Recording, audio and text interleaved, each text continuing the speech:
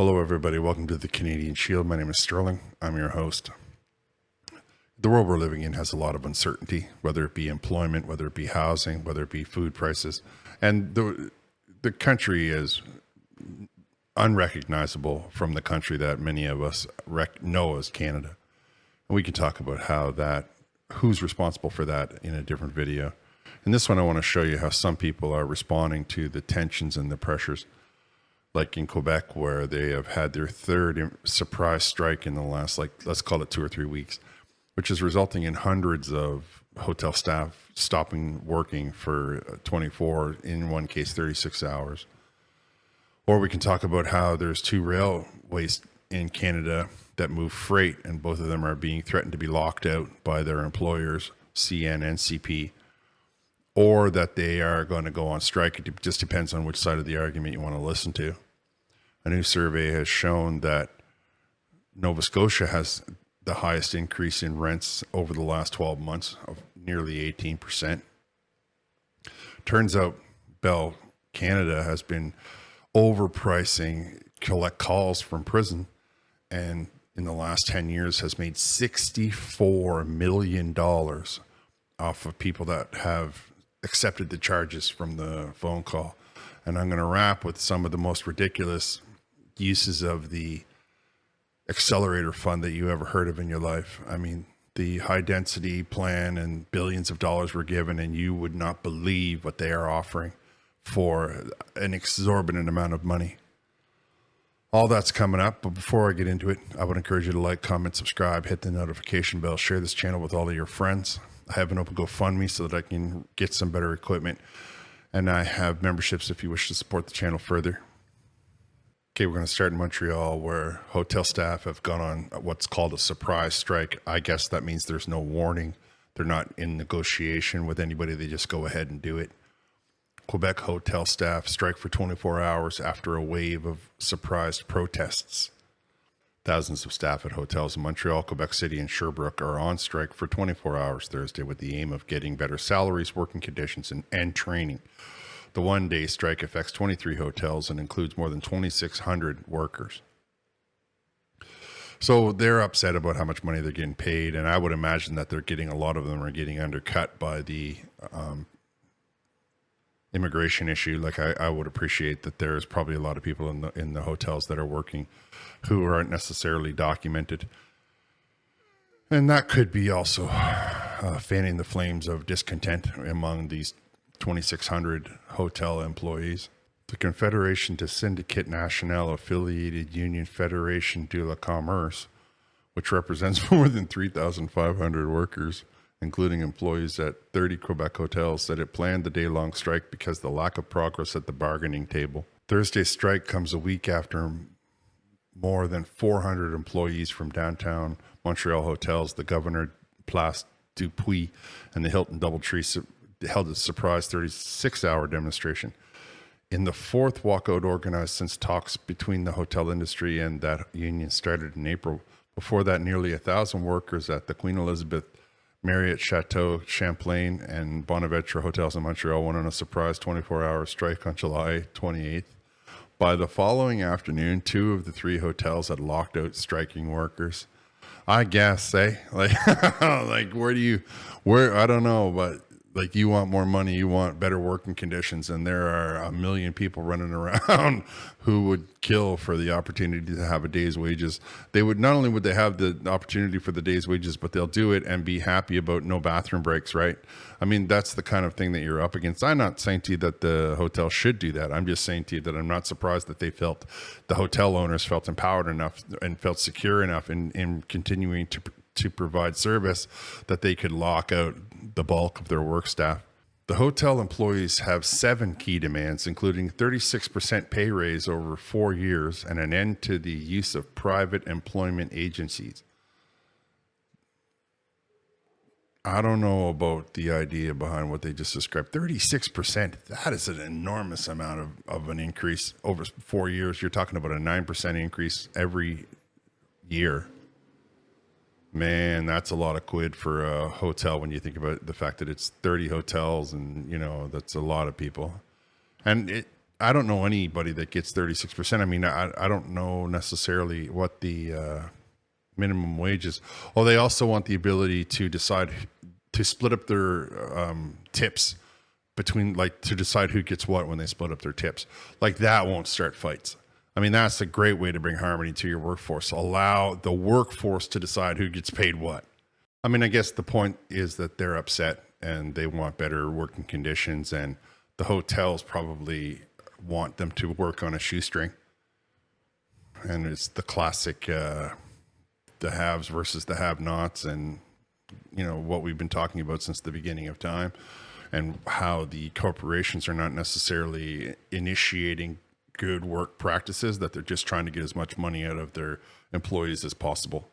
Sticking with unions and striking, a rail shutdown is possible in 2 weeks as a lockout warnings follow the Labor Board ruling. The country's two main railways warned Friday they will lock out workers in less than 2 weeks unless the two sides can agree to a new contract, lending fresh weight to the threat of a work stoppage that would snarl supply chains nationwide. You'd think? As the negotiation clock ticks down, Canadian National Railway Company and the Canadian Pacific Kansas City Limited both said lockouts on August 22nd are imminent, barring a breakthrough at the bargaining table. The warning came hours after Canada Industrial Relations Board ruled that a work stoppage would pose no serious danger to public health or safety, opening the gate to a full-fledged strike or lockout. If either occurs, employees at CN and CPKC would not be compelled to continue hauling goods, including key commodities such as chlorine for water and propane for care centers. The Labor Tribunal ordered a 13-day cooling off period as part of the dual discussions Friday morning. CN has called on the federal government to impose a binding arbitration, saying it has lost faith in the negotiation process. A phased shutdown of its network would also culminate in an August 22nd lockout of 6,000 workers. So here we have CN and CPE, the only really two freight hauling railways we have in the entire country, owned and operated by private industry. Now, these are logistical, these are integral, these are part of the system that we live in. What are we looking at here? Now we're looking at more freight being moved over to trucks. We're looking at freight going bad on the lines. We're looking at insurance companies having to pick up the tab because the product wasn't delivered on time, because right now it's on a ship, but by the time it gets here, it's planning on going on a train, but that train's not going to be able to move the product. So nobody's going to touch that freighter. It's going to sit there for a couple of days while the person figures out another way to move it across the country. Then the insurance company's going to get a claim. And all the while, the only people that are going to suffer are me and you, the 99%. Because these guys can't decide whether or not they should give each other 50 cents or not. And I just hate the fact that it's owned by shareholders. I can't believe that we allow such a key component of our infrastructure to be owned and operated by people who are not part of the government. You know, like, and I get that our government might not be the greatest, but we can say that once we put them part of the government, we can put legislation on them. And CN used to be owned by the government as a crown corporation because it's a key component to the infrastructure. I don't believe that any private industry should own any key component of the infrastructure that includes water, that includes electricity. That's just my opinion on that matter. And I have had many a discussion with many a union worker about the possibility of having, you know, things being nationalized again and how that might impact their work day. But you know what I know? I know that every time I turn around, somebody's negotiating a contract with the federal Liberals, and the federal Liberals bend over backwards to give them exactly everything that they want. At the time, the economic conditions that we're living in right now, do we really need shortages? Do we really need insurance companies putting up more costs? Do we really need moving the product off the train and putting it onto a truck where it's much more expensive because of the carbon tax? And I get that the trains are probably paying carbon tax as well, but they're moving a lot more for the same amount of effort, right? So, I mean, that's just good economics. We'll keep an eye on this. We'll see what happens. Maybe everybody will come and, you know, decide that it's better to be working than to not be working. A report has been released by Bell that they have made more than $64 million in gross revenue from calls made by inmates in Ontario jails at exorbitant rates, lawyers allege in a lawsuit, and gave $39 million of that to the province as commission, according to the new disclosure from the telecom giant. Bell charged $1 per minute plus $2.50 connection fee for long distance calls through the offender telephone management system that is operated in Ontario jails from 2013 to 2021. All right, so those of you that don't know, when you're in prison, you have to use a payphone. Like on the wall, there's a system, a payphone system, and then you call and the person has to accept the charges, right? So if you were right now picking up the phone, you would say, hey, it's, George, and then the system would say, this call is from the such and such prison, and it's George. And then you would, on the other end, you would say, I accept or I don't accept. So when you accept, apparently it's $1 a minute. And it's $2.50 just to connect, which is shocking. Now, Bell is literally the original phone company, the oldest phone company on earth. So how come it is the oldest phone company on earth has the most expensive rates on earth? That makes very little sense to me. And I think that part of the problem is that the government doesn't allow any competition in their little region, and the Ontario is paying them $50 million in the course of 9 years to make phone calls that are collect in a system that is really, the phone lines have been up for a long time. So how are they justifying that? There comes a point where we have to decide that it's more important to provide. I mean, everybody wants to talk to me about socialism. So how come every time I turn around, the liberal version of socialism always means that the companies are getting rich and people are doing without? Can anybody explain that to me? Because that makes no sense to me. That doesn't sound like socialism. That sounds like capitalism masquerading as socialism. That's just my opinion. You can let me know what your opinion is down in the comments. Well, it turns out that one of the least populated regions in Canada has nearly one of the highest rents. Average rental rates in Nova Scotia well above the national level. Dalhousie student is originally from Northwest Territories, says he and his roommates are each paying $1,200 for a room in their apartment. So they get a 3-bedroom apartment and buddy's making $3,000 a month, $3,600 a month. How's that justifiable? Because there is none of them? Is that fair? Does that sound like any of the money that the government is handing out for high density is doing its trick? Does it sound like that Sean Fraser has his pulse on the thumb on the pulse of this problem? Does it sound like he's doing anything to improve the standard of living with all of these cuts that they're making and all of these billions of dollars that they're throwing around and all of these promises that they're talking about? The average price of a 1-bedroom apartment in Halifax is going for $2,500. Unbelievable. Which is up 10% from this time last year. 10% increase. That's what the Liberal government is doing for our housing crisis. That's what all of those billions of dollars that they're talking about all the high density, that's what it's doing. It's giving you no deal and ripping you right off. The average cost of a 2-bedroom apartment shot up by 18.2% to $2,669. By almost 20%, it went up in 12 calendar months.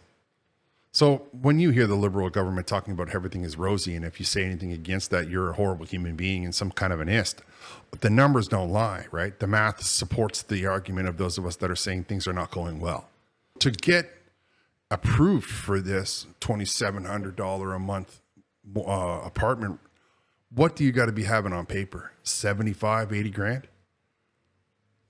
I just don't know that it's necessarily something that most people who are trying to get into an apartment would have. You would think at the time when you're making $80,000 that you would be able to get into a house, and here you are barely able to get into an apartment. And this is in Halifax. It's not a huge economic mecca from around the world. It's a very quiet little part of the country. There's not that many people. It's beautiful land. This is an exorbitant amount of money. And we allow people to raise the rent 20% in 12 calendar months. Those people are not scrupulous, and those people should be held to account. But the mayor in Halifax is weak as a wet noodle. So they're not doing nothing about it. And we come back to it. We come back to needing strong leaders who are prepared to say the harsh words, to tell people exactly what needs to happen. And so again, right, we should be looking at this. We're looking at this the wrong way. We're looking at this as, well, everybody should, gets a house and everybody's, wants the best one and all that stuff. This is a fundamental right. This is a fundamental right. You have a right to have a home, and the government has to make that home happen. And the government has to make sure that you don't get robbed trying to get that home. There can be no more extortion for housing. again, that's just my opinion. You can let me know what your opinion is down in the comments. So sticking with extortion and overpriced housing, we'll move over to British Columbia, where one of the buildings that Chrystia Freeland had made a press conference from and said that because of the $2.6 billion in tax money, the building that she was standing in would offer affordable units. Well, there's a studio apartment in that building going for $2,600 a month. And now everybody is trying to debate the word, what affordable should mean. Again, the far left trying to rewrite and try to change the meaning of every word to suit their narrative instead of just stopping playing the games and making sure that people have a roof over their head. What's worse about this studio apartment is it's not even 400 square feet. Units in a new rental building in Vancouver, Kitsilano neighborhood were expected to be affordable, but some say they are the opposite. Now remember, Chrystia Freeland did a press release from this very building. She was in the building saying, everything's going to be great and everything's going to be wonderful. A 393 square foot unit in a building on Larch Street and West 2nd Avenue is being offered for $2,600 a month. 393 square feet. That's 40 by 10. I mean, that's barely 20 by 20. And inside of that, you're going to have a kitchenette, a bathroom. I mean, I would believe that the builders of that building have closets this big. I would believe that Justin Trudeau probably has a bathroom bigger than this in one of his houses. And they're trying to tell you that it's an affordable unit at barely 400 square feet. I mean, that's shocking. That's sad. I get it if you're living in the high density of Japan where they don't have much room and there's a lot of them. But this is Canada and we can just, make room and build over there a little bit. We need better public transit. That's what we need. We need people to be able to live 100 kilometers away and make it to their job in under 60 minutes. And I'm going to start talking about that soon. Don't worry, though. That's a studio apartment where you basically sleep where your living room is. You have a hideaway or whatever on the couch that you pull out, and you can, basically watch TV and cook all from the comfort of your couch. Because it's a studio, there's no bedroom. A 555 square foot one bedroom unit is being offered at $3,200, and an 850 square foot two bedroom unit is $4,300 a month, leading to some confusion of what affordable means. Well, I can tell you what affordable doesn't mean. It doesn't mean that less than 1,000 square feet for $4,300 a month plus utilities. And can you imagine what kind of, just put in your mind, 800 square feet cut into a bathroom, a kitchen, a living room, and two bedrooms. You would basically just be, one bedroom would just be the closet, right? Because everything is going to be scaled down proportionately, right? And it's going to be a staggering $50-some thousand a year to rent that. $50,000, and these guys got $2.6 billion from the government Accelerator, the housing fund. $2.6 billion to make everything affordable. Now you can see how there's no way in the world that we can allow the government to resolve these issues. We have to let the market take its control. We have to be able to cut down some trees and start to build some houses. We put in some infrastructure, and every time that the Liberal government wants to get in the way, every time you want to put red tape in the way, every time you want to tell yourself that there has to be some sort of a delay, those people have to be taken from their position. Those people have to be fired right on the spot, because this is important. This is a necessity, and our government is putting people out on the street. $50,000 for a 2-bedroom apartment. That's not even 1,000 square feet. That's more than a lot of people make in a year, $50,000. Let's be straightforward, right? Minimum wage brings people into what, around 3,000 probably a month? And I get that there are people who can afford that, but when you make that application, the first thing they're going to want to do is they take a look at your numbers. So how much money you figure you got to be making to rent this tiny little cubicle? 100, 120? Do you got to say, no, it's me and my friend. I make 100 and my friend makes 100 to live inside of this little cubicle, 800 square feet for a 2-bedroom apartment which, you know, I get that it might be the unit, but an 800 square foot apartment is not worth 50 grand a year. Can we agree on that? Do we agree on that? And so we can see now where the Liberal government is telling you a whole bunch of fantasies, saying one thing and doing another. It's not me. I'm only pointing it out. I'm just pointing to the fact that they say everything is wonderful, everything is rosy, everything is going to be affordable. Chrystia Freeland stood in this building and said that it's going to be great and wonderful and everybody's going to love it. Well, I don't know who is affordable. Let's just take the size of the unit out of there. The poorest among us are not going to be able to afford this place. And I don't care. It's the poorest among us that need to be protected. A society is only measured by how well it treats its weakest. Anyway, I don't want to go too far down that road in this particular video. I just wanted to leave you with the idea that no matter how big these units are, the prices are too high for the average Canadian. And they're certainly too far for somebody who's here undocumented. So now we are creating this upper crust. I mean, what are we living in? Where are we? All right, I'm going to wrap here. I want to thank you for listening. I'll talk to you next time.